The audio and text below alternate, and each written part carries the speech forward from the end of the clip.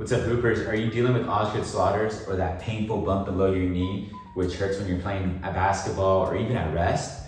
We're gonna go over one exercise that you can do with just a little mini loop band like this that will help decrease your pain and really start activating the muscles that we want to activate for Osgood Schlatters rehab. My name is Dr. Marco Lopez, Doctor of Physical Therapy and Certified Strength and Conditioning Specialist and co-founder of the Basketball Doctors. So today we're going to talk about Osgood Schlatters rehab and the number one exercise you have to be doing. So when it comes to Osgood Schlatters, as you guys know, it's a growing condition. If you want to learn more about it, click the link above. We talk about everything regarding Osgood Schlatters, but I'm just going to give you a quick little recap. So Osgood Schlatters, it's on that tibial tuberosity, that bump below your knee. It usually grows, and when that grows, that puts a little stress in that patellar tendon. So people that play sports that involve a lot of knee bending, a lot of quadricep work, you're gonna be overstressing that area there. So what we have to do, we have to start engaging our glutes and using more of a hip hinge, because a lot of basketball players are quad dominant. So we wanna offload that quad dominance by using a little bit more of your hips. So one exercise we like to do is a standing fire hydrant with the band. So what you're gonna do is you're gonna place this band above your knees.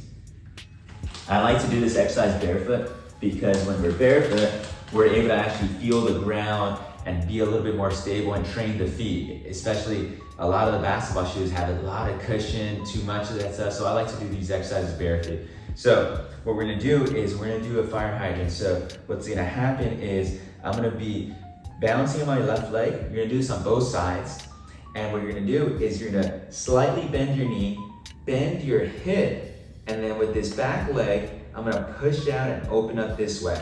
So it's a slight knee bend, it's more of a hip bend, my chest is over my toes, and I should feel both of my hips working. This leg is going out to the side here, and this is pushing, this is trying to drive it in. And I use the wall here for support. That way it's not a balance exercise, it's more of a glute exercise. So I have my back foot up against the wall, my knees slightly bent, chest is over my toes, and I move this leg out to the side, and I'm gonna hold this position. This leg is trying to bring this knee in, but I'm gonna resist that. So I'm gonna keep that knee aligned with the second and third toe, and I'm gonna feel that glute work on my left side, also on my right side a little bit, but mostly my left.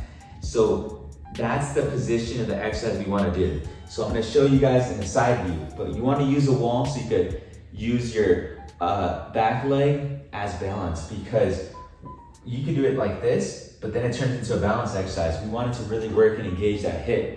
So I'm gonna show you guys here with my opposite leg. So my right leg's gonna be here. You see how my knee's slightly bent and I'm bending more at the hip and my chest is over my toes. That's gonna engage my hip muscle more, my glute. And then my other leg's kicking out here, like in this position. Biggest things that we don't wanna see is when we do this exercise, my trunk is leaning over. That's gonna cause my knee to come in and I'm not really engaging my glutes. So my trunk has to be neutral, but bent forward. I wanna keep a neutral spine. So when I'm doing this, I don't wanna be here. I wanna sit back more with my butt. I just tell people butt again towards the wall.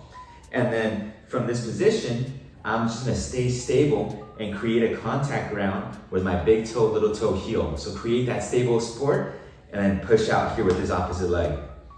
Other thing that I don't wanna see is you rotating away, trying to push here. So keep those hips leveled straight forward and open up here. That's really gonna get a burn. So there's two options you can do. One, I normally tell people hold this for 30 seconds. Then you start adding in a movement where you're here, push your back foot, and then you go into reps. Normally I like to hold first, then to get a real burn, you do this for 30 seconds, then you do 10 reps. All while maintaining this stable there. So big things with this fire hydrant, guys. Whenever you're doing this, you're bending your knees slightly. Like I mentioned, Osgood Schlatters has a lot of stresses in the quad, so we're not engaging our quad. You shouldn't feel that in the quad. You should feel that all in your glute. And then from there, you're gonna be bending over at the hip to engage those glutes and holding that position. So we're trying to teach you how to engage your glute muscles more than your knees, because as we know, Osgood Schlatters, we're overloading that quadricep muscle. So early on, I wanna start engaging the glute and teach you positions and movements that you could really hinge at the hip, so you could really feel the glutes working and start offloading. So whenever you're playing defense, instead of using too much of your quads, being in this position, I'm gonna get my butt back a little bit more so I can use more of my hip muscles. And that's what we see with a lot of basketball players. They use too much of their quads. That's why they have patellar tendonitis, jumper's knee, early on kids, Osgood Schlatters. So there's ways to offload it by doing these little exercises like the fire hydrant. So that's my top exercise that I want everyone that has Osgood Schlatters doing. We also have an online Osgood Schlatters rehab program that you guys could do. Super easy, super basic, but it's gonna give you guys the tools to really start rehabbing, because what happens is we don't want the Osgood Schlatters to continue, get it worse, and then rip off that bone, which we have seen, which is an avulsion fracture. So make sure you're doing your rehab, because if you continue playing through Osgood Schlatters, it's gonna lead to that avulsion fracture. So hopefully you guys learned a lot about this exercise and about Osgood Schlatters. If you guys have any questions about it, comment below. I'll try to answer as many questions as you can. If you guys have any other personal questions, send us an email. We have our email down below, or visit our website and see if we can help you.